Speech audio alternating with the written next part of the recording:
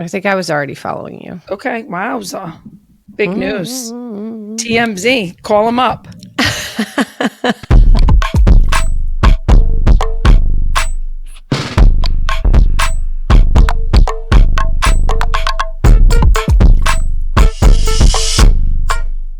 Today's guest is near and dear to my heart and the hearts of over 2 million. What are you at? Over 3 million. She's racking up the millions. Crazy. You may know her as Big Time Adulting. She's a writer. She's a podcaster, a newsletter enthusiast, and your ambassador of Go Get Yourself a Snack. I know her as the girl I sent 4-minute long audio messages to, and she always responds with big sister vibes, even though I'm the older sister. We are both in the space of content mom, unpluggers. That's not what I call my people, but I feel like they need a name. No, they don't. No, they don't. Okay. Why is everyone doing that? We all need a name for our audience. Unpluggers, I would like to introduce you to Big Time Adulting, Caitlin Murray. Do we really? We're never going to be that formal ever again. No. Oh, God, please, let's never do that again. Let's never do that again. Oh. We are digital BFFs. Like that was so nice of you. I mean, the formality. You're so easy to talk about. Like, but I want people. I feel like everybody knows you from my peeps. I feel like everybody knows you from my peeps. Girl, you're crushing it. You are. You're crushing it. This is what we do. Like, we like to just. It's almost like a virtual like hair braiding session that we're having with each other. Just. One behind another. You switch. Now I'll braid your hair and then switch and you braid my hair. And okay. Were you a braider on the bus back in your sports days?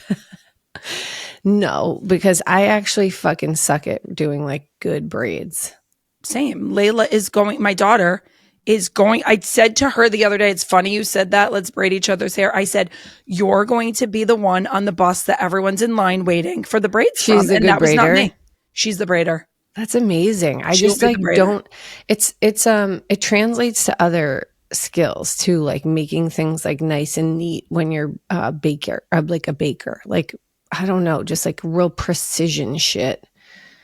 And I'm too impatient for that kind of task. Impatient. I tried to do French braids from a YouTube tutorial once on her. She was so disgusted with me because I was like, I can't do this. And I was trying my hardest, but then I got to a point of like, I felt like snapping. Yeah. Because I wanted to be mad at the people on the tutorial, but it was really, it's me. It's a me problem. I don't have the patience for it. And who fucking cares, honestly? We're better at other things. Listen, my hair right now is fresh from the salon. So this is the only your day hair looks really like good. this. Did you get your hair done yesterday? Highlighted it yesterday. I needed the highlights. Great. The winter blues, the pasty skin on the dark hair was just, it wasn't cutting it anymore. Yeah. Every day I wake up, I'm like, I look like I just got out of the fucking hospital. I look horrible right now. Like I've washed my face with death and walked out into the world. Like, when is the sun going to come out and give me something to work with here? Absolutely. By the way, I've also never, ever once dyed my hair. I was going to actually talk to you about that because I had that feeling. Like, you've never touched it? Never in my life. I mean, like, the closest thing that I could call dyeing your hair is when you put like lemon juice in it when you're like a kid. In the summertime. But no, I've never ever dyed. I have like a couple of like gray whiskers that come in like right up here and they stick straight up and they're like a few centimeters long and I just pluck them out. Your mom is a silver fox, right? Isn't she like got the both things going? No, but I think that she should. She's got dark hair. Yeah. She dyes her hair dark and I kind of am like, what would it be like if you just let it go? She's got the features to do it. I think so too. She does. Yeah. We need more mom content from you, speaking of, because you have rarely done it. Yeah, Wendy. Well, because my mom lives kind of far away. Right. Well, let's get into that. See her on the daily. Let's get into let's make this a little, this isn't just about you. This is about me and you, this episode. Yeah. So, let's bring all our similarities to the forefront. The sports, college sports. Yep. Both college decorated college athletes, right, Nick? Decorated. Very nice. Yeah. Hurting knees now, though. The knees, Fucking the toes, killing me. the arch of the foot. I was in the city the other day for something and I had to run across town. I was wearing like a boot and I had to run across town to make it back to the train to get back home in time for like school pickup and stuff. Fucking hoofing it down 6th, 7th, 8th Avenue from going west to east, rather. I was crippled for the rest of the day running in those boots and all day yesterday. I was a disaster. Like my body was not okay. It was the first time like I was like, wow, I really, my body is like taken a beating over the years. And Well, are you like 95% sneaker girl? yes, 100%. So the 5%, that shit hurts when you throw those boots on. Were they like a 2-inch? Were you in heels? Something like it was like a thick, like it was almost like a Western style boot. So it had like it was like sturdy. Like I wasn't running in like a kitten heel or like a, I don't know, a stiletto or something like that. But still, it was just the like running in good shoe.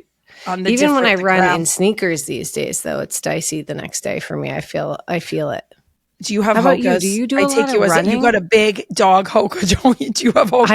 I love a fucking thick sole. I love a juicy, cushiony soled rubber sole. You got Hokas? Oh yeah. I'll be wearing Those make Clarks. me like 6'2". I'm like, yo, dog.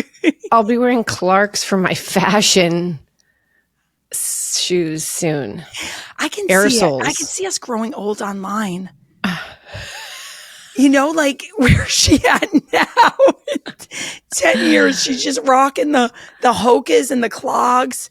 Yeah. My college field hockey coach used to wear clogs on the sidelines. Those, what are the Clarks clogs? Dance Go. I have them. Yeah. They're great for. And she drove a Volvo, and I could see this going this route of like the sports mom in her 50s. Yeah. Just out of curiosity, was she a lesbian? Absolutely. But we didn't. Yeah. It's funny because back then we weren't so identified, right? It was like 90s. And we just all assumed, but didn't. It wasn't nobody like really talked about it. It wasn't it wasn't like she was like, hey, I'm LGBT. There was never, it was like she was coaching us in field hockey. We kept our worlds separate. That's how things were back then. You didn't need to know someone's label of anything. Like no one ever said, hey, this is Nikki. She's my friend with ADHD. It was just like, this bitch is wild. Nothing else. Yeah. Like she's got the best playlist. We're going to go to her dorm room because I had books and books of CDs because the ADD was like, we can't just have a few CDs. We have to have thousands. Oh yeah. God, CDs. I would have 112 loved to flip through your CD collection. Bump. What's the song? 112. Right? Come on, give it to me. Hold on. Oh God. I need to know where we stand. Can you send it? I thought I told you that we won't stop. I thought I told you that we won't stop. Right? Maybe we'll have to dance to that today. Were you responsible for the warm-ups before game warm-up tape? Yeah, well, we had the pregame warm-up mix was the same every time, right? But were the players responsible for making it, or it was always the seniors? The seniors had to make the warm-up mix. So, Devil went down to Georgia came on because our goalie loved that song, and I was like, I can't do this during warm-up. I can't do this every day. That song used to it would put me over the edge.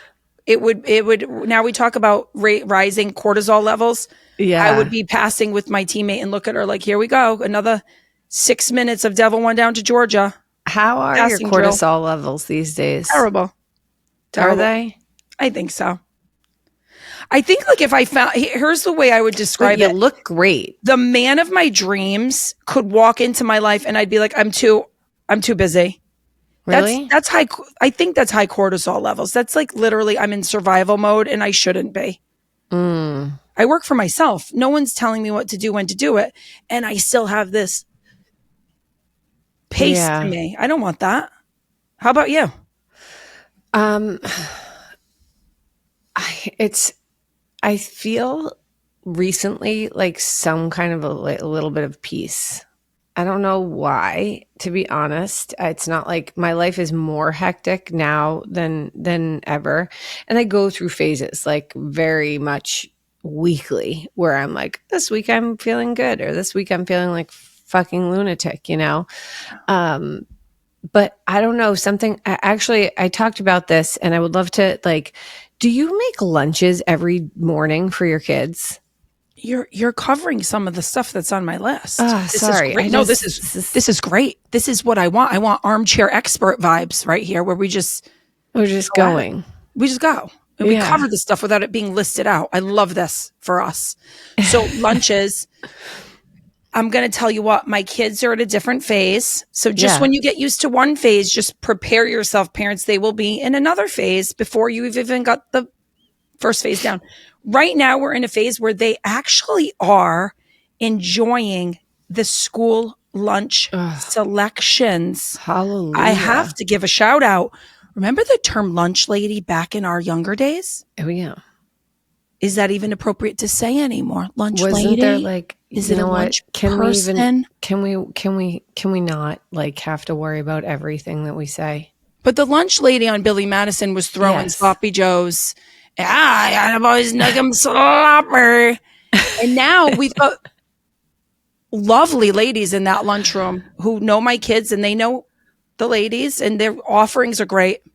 That's So that's where awesome. we're at is sometimes, Mom, I want a home lunch, but most of the time, Mom, what are the lunch options today? And they have a very nice selection. That's It's not great. what it used to God. be. How about you talk to me about lunch? Well, Lukey is very intrigued by the school lunches because he's a kindergartner. So he kind of is like sussing that whole situation out. So he's been curious about getting school lunch every now and again. I'm like, yeah, have at it, but knock yourself out. Let's do school lunch. Um, my kids all eat different things. So like I've been trying to minimize the stress around the morning routine with 3 lunches, 4 breakfasts because I make myself breakfast as well. My husband has been stepping up and doing some lunch stuff for me in the evenings now because he's gone like real early before anyone's out of bed in the morning. And that has actually been a game changing situation for me. And I'll tell you what, like I was always like, I can't, at the end of the day, I'm not going to take the extra time after I just finished making dinner and stuff to make lunches. And seeing him doing lunches in the evenings a couple of times, I'm like, I'm going to start doing that now. And it's starting my day off so much better not to have to go fire drill, make lunch and breakfast. It's hot, But I isn't know it? you don't They just have, do you that have to stuff. do it all on your own, Is that a turn on? that you do it all on your own. Know that he's doing Oh, that that? he's helping me. Yeah, it is because it's like, it's also just like about your stress levels, right? Like the way that you feel connected to your sexuality, I think has a lot to do with your stress level. Like if you're not relaxed, you don't feel connected to your sexuality at all. Scream it. Scream it. Scream it. You gotta be relaxed, There's so right? many divorced women that want you to scream that from the rooftops. And then there's so many married single moms who just need their husbands to hear that clip. And Yeah. again, I am a woman, so I can only speak for women. I love men. I'm raising a son. I love my dad. I'm a dad's girl all the way. Great uncles, cousins. Like I just was raised by amazing men. Mm-hmm. So just to see this level of divorce and level of women stressed out without feeling they have a partner is sad to me.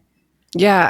I feel like there's been, for most of my mom life, like I really have been the full blown primary caretaker of doing all of that stuff. But it is totally different knowing that I have Mike to step in or fall back on if I need it, if I'm sick, if I drop the ball on something, if I have to, and especially now as I'm doing so much more with work than I ever had done before. Killing it. But I really think about you all of the time in that situation, because I'm like, God damn, that woman is fucking a machine. You know what? I think it's less about the label of the mom. I appreciate you saying that, because there's sometimes you need to hear it. But I see some of my friends who are married and have the support system, and it's like the pace of the world right now for everyone is it's a lot. It's just a lot. Well, you recently wrote this thing also, like my husband had to go. It was the kids' like February break, whatever. And we were up skiing, and my husband ended up having to leave to go back to New York to do something for work. And I was like, that's okay. Like, I got this. And when you're when you're co-parenting, or not co-parenting, parallel parenting, right? Whatever. Who gives a shit? You know what I mean? Right. I know. Another label. It's sometimes easier when you're just the only one calling the shots and stuff, and not factoring in somebody else's like feelings, opinions, schedule, needs to your life for a short period of time. Like it's like a break from the norm, right? And then in your situation, you're like, damn, that'd be nice to have somebody to bounce off what we're going to do for the day or for dinner, or like you go here, I'll go there, tag team this situation. Yeah. Well, now we know. I think now we know why when we're younger, all the aunties and the moms are saying, marry your best friend. I think we know that. Why now? Because you want to hang with that person. Yeah. You want to vibe hang with that person. Yeah. So, all right. So how do you express to Mike what your needs are? Are you good?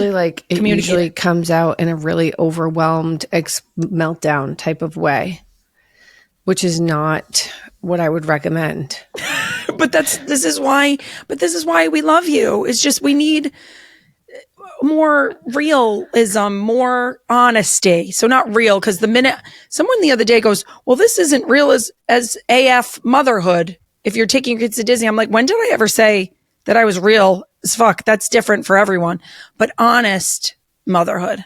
Yeah, I guess like it's one of those things where I was kind of like, I am fucking drowning right now, and I can't make all of these like micro decisions on a daily basis because my head is going to explode. So like we got to do something about this. And like, it's not about, obviously, like nobody wants to hear like that their partner feels like unsupported and that you feel like it's your fault or something like that, Yeah. But I will say I give him a lot of credit. Like he can get like a little defensive at first, but then I'll just be like, I'll take it down and be like, kind of apologize for maybe my initial delivery and say, I just need your help. Like, and just, I love you. I appreciate you for all of the things that you're doing. And I know you want to be able to help me. I just like, let's find a real plan. And this was one of the times where we actually did that. We set an agenda where Mike is in charge of lunch making, at least on Mondays and Tuesdays, because he's like always home on a Sunday night and usually home at a decent hour on a Monday. So like very realistically able to do lunch Monday, Tuesday. And just like, I love that. Because at first he was like, I'll just take over making lunches. And I was like, you can't fucking do that because you're out at night, like on, for a client dinner or something like that. So don't say you're going to do that. And then it's my responsibility still to figure it out. So we worked out like a really realistic solution. Well, I love that you just nailed gentle parenting when you're like, I appreciate everything you're doing. This is really, you're so helpful. But also here's what, like, that's what I try to do with my kids after I unleash the demons. Yeah. And then I'm like, okay, now I've come down and now I feel bad. Mm-hmm. So I'm going to go talk to them about what just happened and where my frustration point is. And you did it with your husband. Yeah. I guess it's like, with all people, right? That you're close to, all family members or Yeah. whatever. Yeah. I have you always been good at putting yourself in another person's shoes? I think I am pretty good about being like, and I'm a pretty big empath. So I feel a lot of like the temperature in the room. And I'm always like worried about other people. Mm-hmm.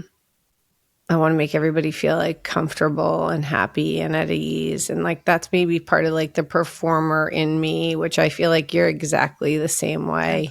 Yeah. It's like let's like help everybody have a good time. Yes. Yeah. Okay. Let's talk about when we've been together. Oh yeah. Oh my gosh. So we've been on a few dates. Yeah. It's been so fun. So fun. So natural. Yeah. Like we met. I remember our first hug when we met at the mom retreat. Yes. And It was like I didn't know I was going to run into you in that room, and I walked in and I saw you IRL, and I was like, "There she is!" Yeah. And we just squeezed the heck out of each other. And but also, we are not those two obnoxious people who are going to make that whole moment about us. We made sure everybody around us was like comfortable meeting both of us. Yes, and inviting. sure. We invite people in, and that's the whole reason I'm doing this freaking podcast. Yeah. Is that what you feel being online? Like, why are you online? What are you doing? I don't know. What am I doing? Honestly, what aren't I doing? What aren't like I feel like it's like the a little why. of I want to dig into like the why this is your thing. Yeah, it's funny. I feel like I've always had this underlying notion that there was something left for me to do with like in a professional sense. But like I think about this a lot. Why didn't I start like pursuing stand-up comedy or improv and that kind of thing like right out of college? And I looked into doing all of that stuff, and I would like scope out like open mic comedy nights, and I had written some pieces that I was like I could do this or whatever, and I never took the leap because I think there was a big part of me, and this might be like also part of like a little bit of like a patriarchal oppression in some ways, where I was like I think I knew that I needed to my like achieve my main goal in life of having a family first. And so I went a very much more like traditional like corporate path out of college and ended up getting married at like the time that within the timeline that I thought that I wanted to get married, doing the kid thing, whatever. And then I was like this can't be all. I have something more I really want to explore. I don't know what it is. I think I know how I could start now because of this tool called social media. Like I could start just sharing all of these crazy thoughts that pop into my head with whoever wants to listen.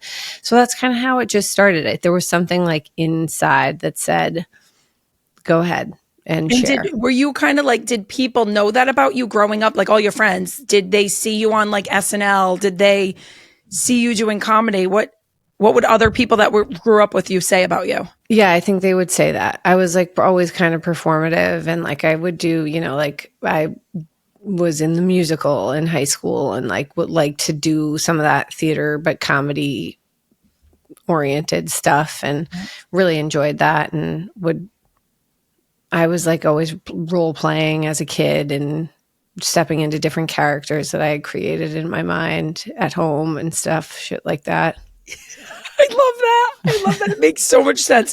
The biggest thing that I'm feeling about you that I have never asked you is, so you were a full-time stay-at-home mom, right? If we're going back to labels of motherhood, were you not working and raising the kids? I was working. Okay. When I was pregnant with Cal, my oldest, I was working full-time at a school in the development sector, like in the fundraising world of a private school in Manhattan. And then I was like, in my mind, when I have this baby, I'm going to go be a full-time stay-at-home mom. And that's what I want to do. And that's what I know I'm supposed to do. And my boss was like, why don't you just planned to come back to work. She was like, we can work out a part-time schedule for you. Like, don't hang up the cleats kind of right away, you know? And I was like, all right, you know, she was like, you can always just walk away if you want to. And after having my first kid, I was like, holy shit, I cannot wait to go back to work. This is so much harder being at home, and I'm so bored and I feel trapped. And yeah, I love this baby, but like I'm going out of my mind. Like I need a break. And so I was really lucky. I had this part-time situation. So I was doing that for up until after Lukey was born. And then when Callum was sick and he had gotten a little bit better and was able to go back to school, back to kindergarten, I had to be home all the time. I had to be near him all of the time, just in case of emergencies with sicknesses. Yeah. So that is when I went to full-time stay-at-home mom mode, which is also the exact time at which I started my Instagram page.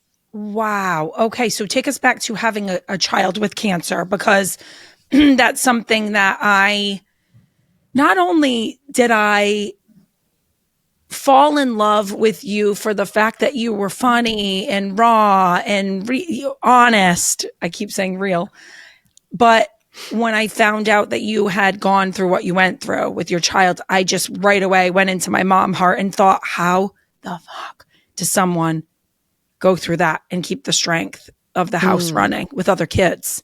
So just take us through. Well, when you said you were you feel like you're in survival mode right now, that's how I felt a lot of the time while Callum was in treatment, which was like for almost 3.5 years. He was diagnosed when he was 3, like a month after his 3rd birthday. I had my daughter, Faye. She was 1 at that time. And it was, you know, crazy. He had leukemia. Thank God, leukemia research and treatment has come. It was a death sentence, like back in the, 60s and 70s, and even some of the 80s and stuff. And it's the most common form of childhood cancer. So for that reason, it received a lot of attention and funding for the research, because it was affecting the most amount of kids, even though it's quite rare for any kid to get cancer, whatever type of cancer it is.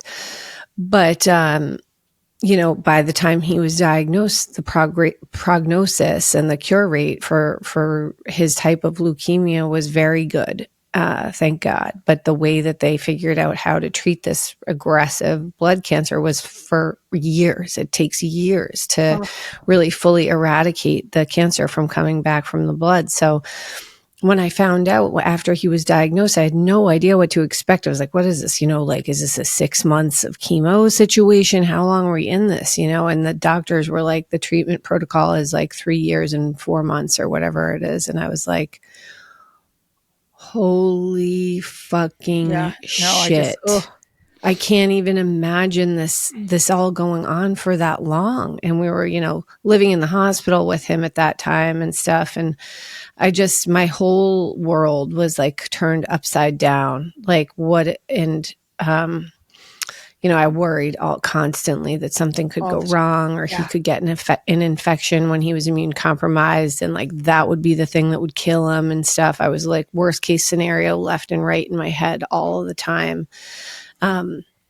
But thank God he finished his treatment. He's finished it really successfully. We didn't have any like super scary things happen along the way outside of the usual super scary things. And then like just the trauma of like kind of living a large part of your life on a pediatric oncology floor for so many years and seeing so many sad things. Yeah.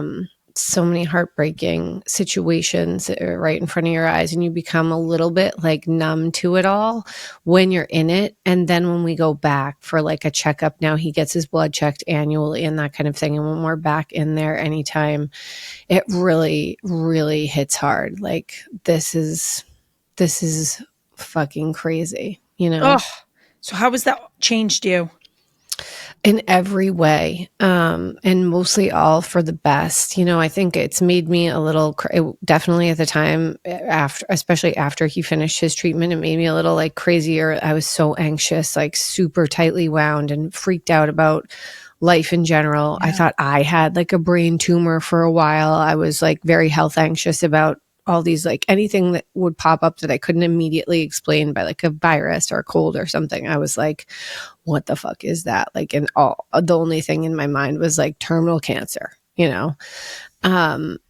but in most ways, for the good parts, it's made me like incredibly compassionate. And I have a lot of sympathy for people going through anything that's chronic or lifelong, things that they're dealing with. And I know how like the pressure of those situations. And then of course, the people that I know in my life that have lost people, that is just the gratitude in your heart, and it is overwhelming for being one of the really, truly, truly lucky and blessed ones. Yeah, you're going to make me cry. It's just like, what probably no one in the story that I'm going to tell you knows is my kids and I went to see our town high school won the state championship for Massachusetts, the boys team. Which sport? Basketball. Oh, basketball. Yeah, awesome. the boys basketball team. So as I'm sitting there, what no one else around me knows that I'm thinking of is there's a kid on the team. He lost his mom when he was like, I want to say he was like 3. And she was a very close friend to one of my best friends. And I remember way back then feeling like, how on earth did these 2 boys lose their mother? Like, how does the father? And I was looking at, the dad was in the stands, and I've known him since we were kids. And his son was like superstar on the team. And they won the state championship, and like everyone's cheering. And I'm trying to not bawl my eyes out thinking about this kid's journey. It's like, you just can't, like, we're running around with so much stress. And then when you slow down and you think of it from that lens, it's like, I have everything I could possibly dream of right now. Yeah. Can we just slow down and realize like how beautiful this all is, Yeah. And it's so nice and important to have those moments. And it doesn't mean that like life doesn't also, like, real life stress doesn't exist, and that's not like a thing. I never want to say like these things to diminish like the stress or problems that people that are real, that are going through, that are like maybe not as life altering or threatening kind of thing. But to be able to take a moment to put it all into perspective is a great coping mechanism in life. It's a great, gratitude is such a powerful tool to just motivate and stay. And compassion, and treat people in a way like, you don't know what anyone's going through. I try to remember that. Even if somebody is driving me crazy in traffic, I'm like, oh, okay, they're having a rough moment. Do you ever think of like what you would say to those people though? Like, do you ever go through imaginary conversations in your head with people who have been kind of an asshole, and you're like, 1,000%. I have a hard time if there's like someone in line being a jerk to like the customer service person in the store. I envision a whole entire cartoon of like what I want to do and say. And it's usually like aggressive. There's an aggressive being in me. Yes. Yeah. That's when the claws come out. But then I stand there and I'm like, I'm glad I didn't do that. Yeah. Because that would have been a little bit, probably taking it to the next level that no one needed to be there for. But I have spoken up before in public. Have you ever spoken up on behalf of a complete stranger? Ever been like a knock it off? Definitely. I have. I feel like I was taught like from a early age. My mother was like fierce about us being like protectors of people who needed it. Yeah. Love that. Yeah. I love that. Okay. So Massachusetts. I don't know that everyone knows you're from Massachusetts. So just let's talk about Massachusetts personality. What's your take on it? What are some things that are so true about Massachusetts? Oh my God. Well, there's such a range. Like you could go through all of like the characters of the people, who they are and themselves. But I think like the quintessential masshole is sort of this like rough around the edges, drinks a little too much, lives by the water, like, maybe smoking a butt, Ripping the butt with the Duncan and ripping humor. a heater with your Dunkin'. Get And her out of like, here, Tammy. She's no good. I got to get down to the packy. Yeah. Closing early on Sunday. But the people we're talking about, the best people. Yes. Salt of the earth. They would be the ones They would donating fucking to dig the leukemia. grave. They're the They ones would. they're the ones that will hear this and donate the only $20 in their wallet right now to the Leukemia Foundation because Yeah, there's there's so much like good in the heart and like loyalty and like, because some of those people have been through some hard like shit, and that's kind of the thing that gives people compassion and grit, and hard work, blue collar vibes. Oh, yes, totally. Yeah. It's why I moved. It's honestly why I moved back to this area because we were living in Rhode Island and I was working for a big company in Rhode Island. And I felt like too soft. The Rhode Islanders felt like they were the most important people in the world. And I was like, this is the smallest state in the country. And you guys, a lot of you like have this. Watch out for the Rhode Island. That's all right. No, it wasn't. It's not all Rhode Islanders, but the people, there was a group that I knew that was like, calm down. And I was like, I got to get back to those blue collar vibes, man. Put me back in there. I know. There's something talk about honest and real. Yeah. And just giving like literally no fucks. And there's, it's like what you can and cannot say these days and stuff. There's something about unfiltered humans that I really appreciate, even if they're not saying something that's, technically politically correct. I'm like, you're speaking from the heart. At least, because there's just also so much filtered fucking bullshit out there these days. I'm like, say what you mean. Yeah. Speaking say plain, what you mean. Plain Have English. you seen Wendy?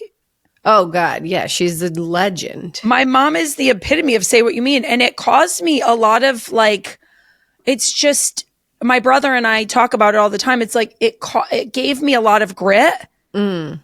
Where a lot of people would think like, your mom can't talk to you like that. It will cause insecurities. No, it did the opposite. It made me realize like, oh, okay. Ready for the real world. I need to stand up straighter. I don't want to have bad posture. Like she saved me from going through a lot of adult things. Yeah. That I'd be going through now if she didn't whip my ass into shape. So are you good? Do you do that stuff with your own kids or have you become like, is it too scary to do that now? I am a complete happy meat. I am like I sound like I'm giving myself so many pats on the back, but I feel like I'm a very good balance between my mom and dad. My dad doesn't say much, but he means what he says. Mm-hmm. And he's very chill. Yeah. And then my mom is the complete opposite. So I feel like I'm somewhere in the happy middle where I will go off on my kids when they need to hear me go off. Yeah. I do not hold back. Like if there's ever a question of respect or how you treat another person or the reputation you could potentially have, even by telling your friend one little white lie, I'm like, no, we're not going to white lie on anything. We don't need Good for you. Oh yeah. So I'm like in things. I'm on top of things. And then the areas that I could probably chill a little bit at is like, don't sweat the small stuff. Because you gotta save that for the big stuff. Does that make sense? Yeah, it does. It's just so hard not to harp on like all the things sometimes. Like we expect so much out of our kids. We love them so much, so you want them to. I can be a bit of a tough love kind of a person. With the people who I love most, actually. All right, we're going to go into some rapid fire. I feel like I could talk to you all day, but before we do, today's episode, thank you, Duncan. Thanks, Dunks. I went today. I'm in my whole milk era. Oh yeah, let's talk about that for a minute. I was like an oat milk junkie. And then I think was it's like it's like got so much shit in it, right? Like it's really highly processed, like oat milks and almond milks and stuff. but I was like, the milk parade confused me. There was the milk parade, right? We're like the parade of milks Oh yeah. and creamers. I'm confused. I'm just in my whole milk era. She's like, whole milk? I go, yes, I'm in. And I said in the drive-thru, I'm in my whole milk era. I think she's a just lot like, of people pull up. are going back to the whole milk era because it's like if you don't have a problem processing dairy, it's actually quite unprocessed, right? In terms of milks. Yeah. We'll just pretend the antibiotic. I don't know. Duncan probably wouldn't want me to talk Probably about Duncan antibiotics. might not have. I'm not going to, let's not. Sweat. Anyway, thank you, Duncan, Moving for on. sponsoring it. Today I went whole milk, 1 shot of their new pistachio. Ooh, pistachio. Yeah, pistachios, it just feels so New England. I've got to try that. Pistachio ice cream for the old birds. I love What ice cream pistachio. flavor are you? I kind of ride all the rides. I worked at an ice cream store for like a few years on Cape Cod when I was like in early teens, like 14, 15, 13, 14, 15. I love mint chocolate chip. Love it. What color mint chocolate chip? Green. Okay. All right. Has to be green for me. Okay. There's a mental thing going on Thick there. chips, thin chips. Thin. I don't mind if there's a mix. And I like a chocolate sprinkle on top. The old ladies would come in and order their like butter pecans and rum raisins and stuff like that. And I was like, you know what? I'm going to give that shit a try. And it's so good. Indian pudding. Oh, I've never even heard of that flavor. Okay. When you're in Mass next, because we are going to do a podcast, I don't care if it's the same season. We'll just have Caitlin every other episode. Come hell or high water. We're going to be in person in that beautiful studio of yours. Yeah, you come in. Jay will be here to film us. You'll feel like, you've like made it on the Today Show. Hell yeah. And we will take you to 3 of the top creameries around here, and you can rank the mint chocolate chip with the. Oh, that's a fun idea. Let's do that. No rainbow sprinkles. No rainbow sprinkles. Yeah, chocolate only for this. All right, for this house. I love it. Ready? We're going to do some quick rapid fire. I should come up with a name for these. A rapid fire. A rapid fire. What are the Connecticut? What are the Huskies? Yukon Huskies. Yeah, I should play the Yukon Husky. That would be fun. That'd be fun. Can I do that? Yeah. It lights me up. Yeah. Okay, ready? Rapid fire. Who's your girl crush? You. Oh, I knew you were going to say that, but I didn't put that because of that. No, really. Besides me. Besides you, you know who I'm girl crushing on right now? Amy Griffin, who just wrote this book, The Tell. I have been talking about it a little bit on my Instagram. She's like a badass businesswoman. And then she just wrote this whole like memoir about this horrible childhood abuse story that she had called The Tell. Did I already say that? Wow.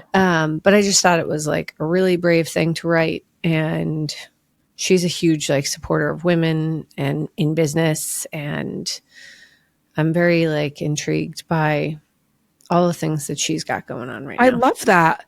Are you beach or mountains? Beach. Okay, I know you're both, but The preference. beach, man. Yeah. Yeah. All right. Summer drink. My go-to summer cocktail is vodka soda splash of pineapple with an orange. I'm going to have one and call it the Caitlin Murray, the big time adulting. All right. What song is stuck in your head this week? I just was listening to I Want to Sex You Up by Color Me Bad. Girl, you know the way to my heart. Ooh, oh, I have dance. We used to have a dance. Me feel real good. Ooh. We can do it till we both wake up. I love that trend. Like, I want you to do it is like the song that I was listening to and then find a picture of you at the age you were listening to it. Have you seen that trend? No. Oh, it is so funny. This must be a TikTok thing. It is. It's so funny. It has like, it has songs that are like, Put it in your mouth. Oh, yeah. And it has like, all it is the picture of the girl when she was like in 4th grade and that was her favorite song. Let's talk about sex, baby. And the girl's So like, fucked. 2nd grade, I remember listening to that song in the car with my mom. Like, let's talk about you and there's me. your TikTok. Yeah. Go ahead, girl. Get a picture. Okay. Describe your spring mood. I feel like, oh God, like it's not even spring in the Northeast is little winter. There you go. So I'm like, I'm still a little bit Trademark it. hibernaty, but I'm hopeful. I'm getting, I don't want to get too excited too soon. Like I know these 60-degree days are teasers and I'm like, don't tease me. Mess with me like that. Hibernating but hopeful. Tagline it. Yes. Okay. Dog. I can't even say this out loud. I put it on here. Doggy or missionary? Oh, missionary. I'm totally kidding. I'm never going to talk. I love how you just answered it. I mean, let's keep going. I want to keep talking about that. You want to get down with that? Mish? The Mish? Mish is it just depends on what kind of a mood I'm in, I guess, maybe. Mish is the top of the pyramid for me. It is. Yeah, because I dominate in all areas of I don't want to dominate in that area. You want to be submissive there? Yes. Yes. Yeah. I said it. Cut it. Edit. Edit. Cut. That's for you and me to know. Call her mommy. Episode 1. Call her mommy. All right. What's your favorite sweet indulgence? Really like indulgence, a real indulgence, or like what am I munching on that's sweet these days? Yeah, give me a favorite snack right now. Well, like lately I've been eating a lot of dates and I open up a date and I just smear peanut butter on it. Do you add anything to that or just is that? I've put a chocolate chip in there, a little honey even too, but it doesn't even need the honey because it's sweet enough. Yeah. But it's like a healthier take on a PBJ. And I don't know. It's delicious. So I got to get my daughter. So I said to myself that I would start making more snacks like that my daughter feels is getting her sweet tooth met without all that, because she's got a sweet tooth right now. Yeah. And I was that way as a kid. Yeah. Put a roasted almond or 2 on there. Ooh, yum. Yeah, for a crunch. Good call. Yeah. The date thing is cool because they are high in calorie and sugar, but they don't raise your glycemic index. Right, because the fiber. Yeah. So I love it. Yeah, love it. They're delicious. Yeah. Everyone go grab a date, a Majule date, take the pit out so you don't break your tooth. Yeah, a Majule. Roast some crunchy peanut butter in there. Yeah. And by the way, but my real favorite indulgence would be like just a fucking good piece of cake and nothing too fancy. Like just give me a cake that you make from a box and like a homemade buttercream frosting. Yeah. And that is just... Okay. Go try the Trader Joe's sheet cake though for me. Oh, yeah. That's what I'm talking about. A sheet cake. Yes. So good. Wait, but they make the sheet cake? I've never seen it. Girl. Do they not have it in my area? They have it everywhere. You probably just have not looked. What kind of cake and frosting is it? They have a chocolate on chocolate. They have a vanilla on vanilla. And right now is about the time that they launched the lemon. Oh, God. The lemon on lemon. Woof. All right. So good. All right. I'm on it. You could actually turn it into an all occasion cake if you get Layered 2 of them, stack them on top of each other, and you could decorate the top for like an impromptu little Easter celebration. I did a TikTok on a Taylor Swift one a few years ago and it went viral. Really? Yeah. Cool. Yep. It's delicious. Go try that. Okay. I love how we said rapid fire and we're like, blah, blah, blah, blah, blah. All right. Smash or pass? Oh, I love this. Crocs. Smash. I don't have any, but I don't think I did this right. That was a smash or pass, but now I have a Yeti or are you a Yeti or a Stanley girl? I have to say Yeti. Or a Walla. I don't know. Are you a brand name Tumblr?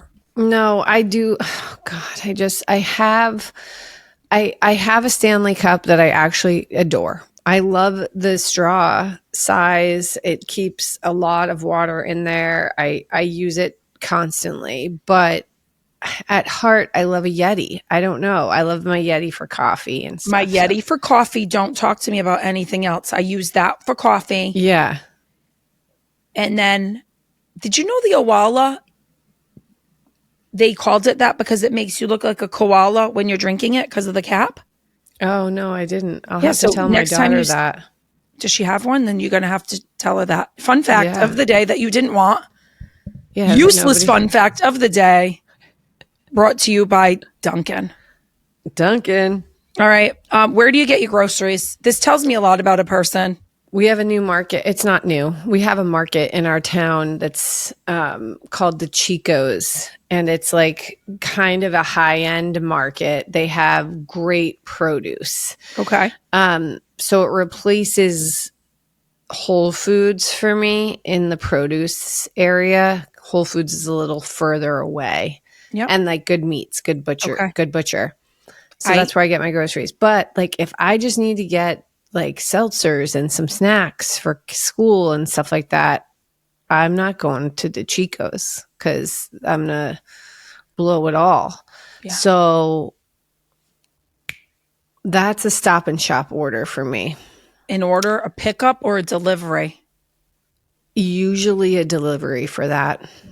I'm going to tell you something that I've never told anyone. Go. I can't go into Stop and Shop. Yeah, it's not as pleasant.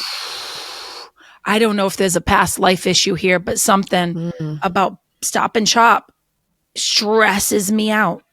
Stresses me out. Shaw's Stop and Shop, I will drive right by it. Is it because they're so gigantic? By the way, the Stop and Shops and the Shaws in the Massachusetts area blow the Stop and Shops in the New York area out of the water. Like they're so much nicer. So but then I go to Trader Joe's. We have a Trader Joe's. We have a Trader Joe's in our town. Yeah. So I have like my set items that I like from them. So I have to go there too. Items from the 3 different places. I'm with you.